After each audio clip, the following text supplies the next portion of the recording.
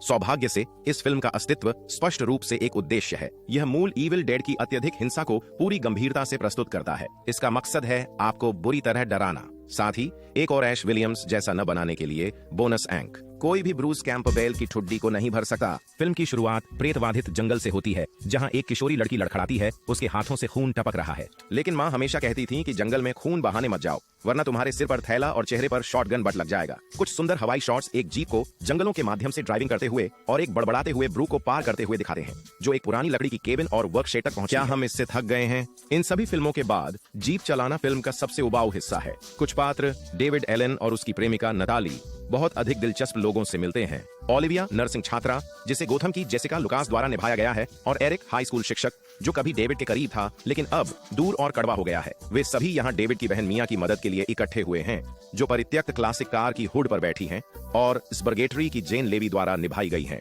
वह MSU sweatshirt पहने हुए है और हेरोइन की बुरी लत से जूझ रही है। यही कारण है कि हर कोई इस केबिन में आया है ताकि वह इस लत को पूरी तरह से छोड़ सके और बिना किसी मदद के खुद को साफ कर सके। और यहाँ मिया, शायद यह आवर्धक कांच का हार तुम्हारी मदद करेगा। इसने पहले अन्य पात्रों के लिए बहुत कुछ किया है। केबिन डेविड और मिया के परिवार का है, लेकिन दरवाजे पर पहुंचने पर लगता है कि किसी ने इसमें तोड़फोड़ की है और इसे गंदा छोड़ दिया है। मिया और डेविड का अब एक तनावपूर्ण रिश्ता है, क्योंकि जब उनकी मां अस्पताल में मरी थी तो वह मदद के लिए आसपास नहीं था। वह उस समय भी नहीं था जब मिया ने खुद को साफ करने की आखिरी बार कोशिश की थी, जैसा कि ओलिविया और एरिक उसे बरामदे में बताते हैं। उस अवसर पर वह पीछे हट गई और फिर से उपयोग करने लगी। मिया लगभग तुरंत टूट जाती है, क्योंकि पहली ही रात में वह एक चीख थी। पसीने से तरबतर गड़बड़ है, जो केबिन के अंदर कहीं से आ रही एक भयानक गंध को सहन नहीं कर सकती। उसका कुत्ता ग्रैंडपा पता लगाता है कि यह कहां से आ रही है। गलीचे के नीचे फर्श में खून से सना हैच। लड़के नीचे जाते हैं और निश्चित रूप से वहां एक पिछला कमरा है जिसे एक्सप्लोर करना है। लेकिन दुख की बात है कि इस बार दीवार पर फ्रेडी क्रूगर के पंजे नहीं लटके हैं। पिछला कमरा वही जगह बन जाता है जो ठंडे ओपन में दिखाई गई थी, जहां कई मृत बिल्लियां लटकी हुई हैं और उस किशोर डेडाइट की चिता जल रही है। इसका केंद्र बिंदु एक डरावनी किताब है जो कचरे के बैग और कांटेदार तार में लिपटी हुई है। स्वाभाविक रूप से वे इसे उठाकर अपने शॉटगन टेबल पर रख देते हैं। एरिक नई रचना से आकर्षित होता है, भले ही वह उस जादुई माहौल को पहचानता है जिसमें इसे पाया गया था। फिर भी वह इसे इसके बंधनों से मुक्त करने से खुद को रोक नहीं सकता। और एक बार जब वह ऐसा करता है तो हमारे पास सिला हुआ मानसल बुक ऑफ द डेड है। इस बार सामना नहीं करना है। इसके अलावा अंदर की बात मायने रखती है और अंदर एक संदेश है जिसे एरिक तुरंत नजरअंदाज कर देता है। साथ ही कुछ साफ सुथरे चित्र और कुछ छिपे हुए शब्द जिन्हें एरिक विज्ञान के माध्यम से उजागर करने में सक्षम है। हालांकि किताब में एक और चेतावनी है कि इन शब्दों को न कहें। वह बेशक ऐसा करता है और इससे हमें जंगल में एक प्रथम व्यक्ति की बुरी आत्मा मिलती है जो मिया को ढूंढती है और उसे कुछ इतना बुरा दिखाती है कि वह जमीन पर उल्टी कर देती है। और उसकी थोड़ी सी केबिन बीमारी भी उसकी समस्याओं में से सबसे छोटी है। हाँ, यह आपको जाने पर मजबूर कर देगा, चाहे लत छूटने के लक्षण हो या नहीं। लेकिन ओलिविया मिया को जमानत देने के लिए तैयार नहीं है, क्योंकि पिछली बार वह भाग गई थी। रिकवरी के दौरान उसने इतनी ड्रग्स ले ली कि थोड़ी देर के लिए कानूनी रूप से मृत घोषित कर दी गई। जब डेविड ओलिविया और एरिक के साथ होता है, मिया आवर्धक कांच के हार की पट्टी फाड़कर अपनी चाबियां लेकर अकेले निकल जाती है। ओह, और हे, नताली पीछे बरामदे पर है। मुझे लगभग भूल ही गया था कि वह केबिन में थी। बारिश में मिया की हैचबैक उड़ान एक अनचिह्नित दानव एक्स चीज द्वारा रोक दी जाती है, जो उसे सड़क से उड़ाकर एक पानी की खाई में दुर्घटनाग्रस्त कर देती है। जब वह होश में आती है तो उसे कार पूरी तरह से बर्बाद और एक दलदली दानव पूरी तरह से डरावना लगता है। वह भाग जाती है। एक बुरी आत्मा द्वारा पीछा किया जाता है, जब तक कि वह पेड़ की शाखाओं और बेलों से अपने होंठों और अंगों के चारों ओर लिपटी नहीं हो जाती। यह एक और परिचित दृश्य है। जानकारी के लिए हम यहाँ इविल डेड 1 से अधिक और इविल डेड 2 से प्राप्त करेंगे। इस बार चीजें थोड़ी अलग हैं, क्योंकि जबकि बेलें और पेड़ की शाखाएं मिया को जगह पर रखती हैं, एक समारा जैसी दानव लड़की उसके सामने प्रकट होती है और उसके अपने केबिन बुखार का थोड़ा सा हिस्सा होता है। एक वास्तविक घृणित, मुझे नहीं पता, बुरी टेंटकल उगलती है जो मिया के पास और उसके पैरों तक रेंगती है। मिया और इकाई एक चीख साझा करते हैं। डेविड और ओलिविया मिया को ढूंढकर केबिन में वापस ले जाते हैं। वे उसकी कहानी को मतिभ्रम समझकर खारिज कर देते हैं। सोचते हैं कि वह उन्हें उसे जाने देने के लिए हेर फेर करने की कोशिश कर रही है, और यही कारण है कि डेविड मिया को घर वापस ले जाने से इनकार करता है। भले ही वह उससे भीख मांगती है और उसका चेहरा डर से भरा हुआ है। कोई बात नहीं मिया, मुझे नहीं लगता कि इस केबिन में वास्तव में कुछ भी खास चीज है। ओ भगवान! एरिक ने नेक्रोनोमिकॉन का और अध्ययन शुरू कर दिया, शायद इसलिए कि वह एक हाई स्कूल शिक्षक है और कैचर इन द राय के अलावा कुछ और पढ़ना चाहता है। इस बीच डेविड को वर्कशेड के नीचे ग्रैंडपा कुत्ता मृत और खून से लथपथ मिलता है। पास में खूनी हथौड़ा देखकर वह मान लेता है कि उसकी नशेड़ी बहन ने कुत्ते की हत्या की है। वह केबिन में दौड़ता है जहां मिया शॉवर ले रही है, लेकिन एक मृत कुत्ते के बारे में अपने भाई द्वारा पूछताछ किए जाने के बजाय वह खुद को उबालती है और अपनी त्वचा का एक बड़ा हिस्सा जला देती है। क्या आपकी नई पसंदीदा किताब इसके बारे में कुछ कहती है, एरिक? ओह हाँ, यहाँ यह है। अध्याय 6, पुराना वाइसरॉय रणनीति। डेविड अपनी जली हुई उल्टी करती बहन को सभ्यता में ले जाने की कोशिश करता है, लेकिन सड़क बाढ़ में डूबी मिलने पर जीप रोकनी पड़ती है। मेरा मतलब है, संकेत आपको चेतावनी देता है दोस्त। हर कोई सही तरीके से चिंतित है, यहाँ तक कि वह भी। और ऐसा लगता है कि सबूत उसके पक्ष में है, क्योंकि मिया कमरे में पागलों की तरह झटके लेती और शॉटगन पकड़े चलती है। वह इसे डेविड के सिर के पास से गोली मारती है, जो मुझे लगता है कि एक बुरी आत्मा के लिए दरवाजा तोड़ने और केबिन में आने का निमंत्रण के रूप में कार्य करता है। वह बेहोश हो जाती है और जब ओलिविया बंदूक सुरक्षित करने की कोशिश करती है तो मिया उसे रोकती है, उस पर झपटती है और उसके चेहरे पर खून की बाल्टी उल्टी कर देती है। वाह, बीमार, घृणित। ओलिविया मिया को खुले तहखाने के हैच में धकेल देती है। एरिक तुरंत प्रतिक्रिया कर हैच बंद कर मिया को अंदर बंद कर देता है। अरे, नताली को एक संवाद दें तो कैसा रहेगा? एरिक डेविड से कहता है कि उसे लगता है कि मिया तहखाने में जादू टोने की चीजों के कारण पूरी तरह से गड़बड़ हो गई है और दुर्भाग्य से वह जादू टोना संक्रामक है। ओलिविया बाथरूम के दर्पण में खुद का भयानक मुस्कुराता हुआ संस्करण देखती है और समझ जाती है कि यह छवि शायद उस बुरी किताब में भविष्यवाणी की गई चीज को दर्शा रही है। और अगली बात यह है कि वह जगह में जमी हुई है और थोड़ा विचलित हो रही है। एरिक उसे देखने जाता है और पाता है कि बाथरूम की लाइट आधी काम कर रही है, लेकिन उसके कान पूरी तरह काम कर रहे हैं और जो ध्वनि वे सुन रहे हैं वह घृणित है। पता चला कि जब कोई अपना चेहरा काटता है तो ऐसा ही लगता है। हे भगवान, ओलिविया, स्नान के लिए मरहम कब बनाना शुरू किया? ओलिविया अब इतनी ग्रस्त हो गई है कि उसने अपना गाल काट लिया है और हमारी श्रृंखला के नियमों के अनुसार गिनती में एक और जुड़ गया। मृत ओलिविया ने एरिक पर हमला किया और उसे बुरी तरह घायल कर दिया। उसके सीने में चाकू मारा और सिरिंज से उसके चेहरे पर वार किया। अच्छा हुआ तुमने मजबूत चश्मे चुने दोस्त। जब ओलिविया उसकी ओर रेंगती है और चाकू मारने को तैयार होती है, एरिक एक टूटा हुआ चीनी मिट्टी का टुकड़ा पकड़कर उसके सिर पर मारता है जब तक कि वह हिलना बंद नहीं कर देती। यह उचित अंग विच्छेदन नहीं हो सकता है, लेकिन इससे डेडाइट ओलिविया मर जाती है। फिर से अलग फिल्म, अलग नियम। मुझे लगता है कि डेविड कार्यशाला में एरिक के घावों की देखभाल करता है। रुको, उसका नाम क्या है? नताली। कोई फर्क नहीं पड़ता, जाओ और निकलो।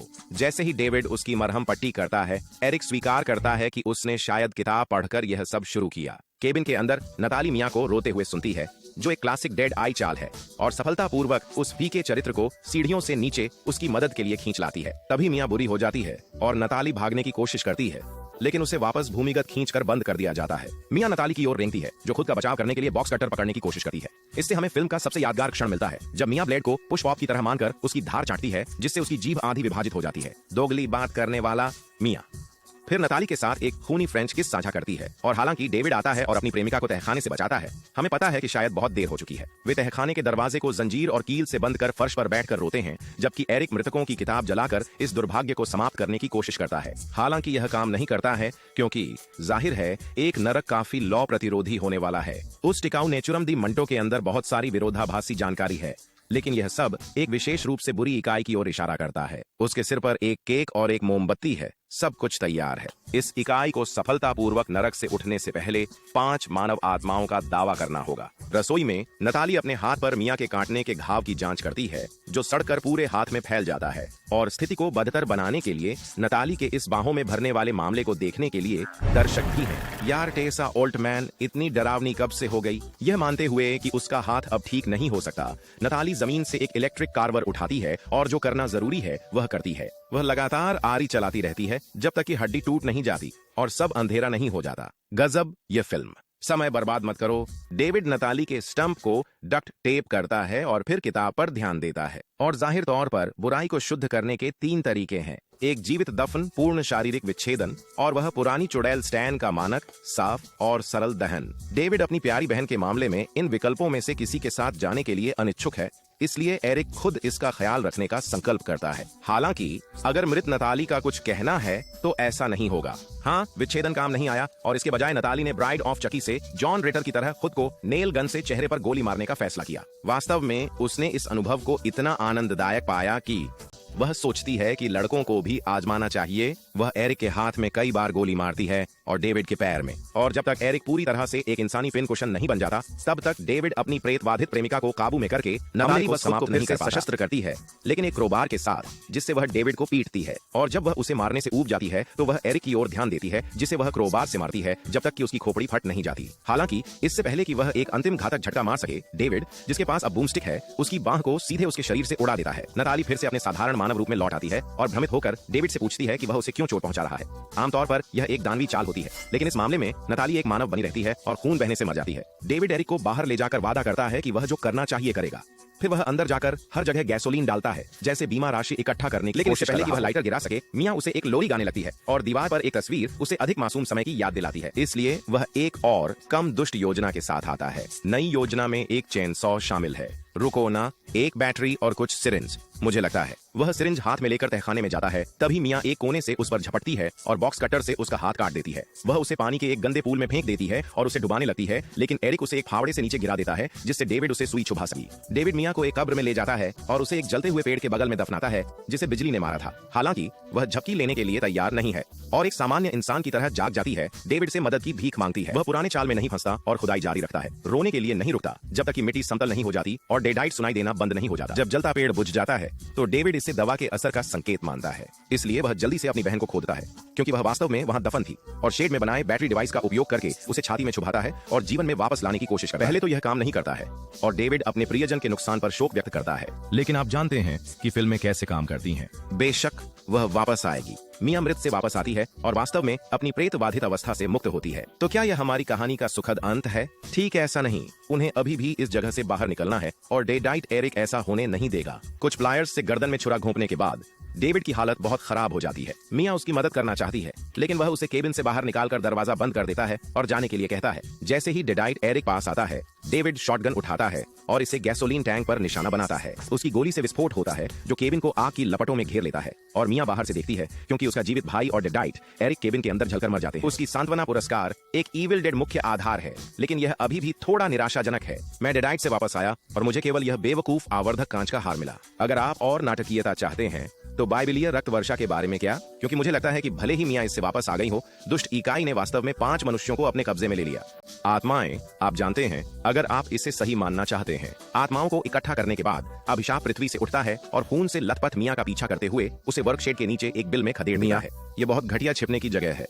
मुझे यकीन है कि वह सबसे पहले यहीं देखेगा। मैंने कहा था ना, मियां वर्कशेड में घुसती है और आखिरकार इस फिल्म में चेनसॉ को सही तरीके से लाती है। जब वह इसे दीवार के पीछे से चालू करती है तो उसे कई डरावने माचेते के वारों का सामना करना पड़ता है, जिनमें से कुछ उसकी त्वचा काट देते हैं। मियां वर्कशेड की दीवार को तोड़कर भाग जाती है और जीप के पीछे छिप जाती है जब अभिशापित उसे पकड़ने के लिए बाहर आता है। वाहन के नीचे वह आखिरकार चेनसॉ को चालू कर लेती है और इसका उपयोग करके अभिशापित की टांग काट देती है और उसे जमीन पर गिरा देती है। इसके जवाब में अभिशापित जीप मियां के हाथ पर पलट जाती है, जिससे उसका हाथ कुचल जाता है और वह जमीन पर पिन हो जाती है। लेकिन मियां इस बकवास से तंग आ चुकी है और अपनी स्थिति से चेनसॉ तक नहीं पहुंच पाने के कारण बस अपनी इच्छा और साहस को जुटाकर कार के नीचे से अपना हाथ खींच लेती है, अपना हाथ पीछे छोड़ते हुए। राक्षस मियां के पास रेंगता है, यह महसूस नहीं करता कि हमारी अंतिम लड़की एक ताकतवर और मजाकिया योद्धा में बदल गई है। मैं तुम्हारी आत्मा पर एक शानदार दावत करूंगा, इस पर आधारित हरामी। इसके साथ मियां अबोमिनेशन के सिर में आरी चलाती है और मुझे खेद है दोस्तों, लेकिन YouTube पर इस सार्वजनिक संस्करण में इस हत्या की क्रूरता को दिखाना भी शुरू नहीं कर सकता, इसलिए मैं आपको कुछ सावधानी पूर्वक क्लोजअप्स दूंगा। एबोमिनेशन की जिपर जैसी लाश खून से सनी कीचड़ में डूब जाती है और बुराई के नष्ट होने के साथ आकाश साफ हो जाता है और मियां आखिरकार उस आवर्धक कांच के हार को शांति से पहन सकती है। सूरज उग रहा है और मानवता बच गई है, तो आप उस मृतकों की किताब को बंद कर सकते हैं।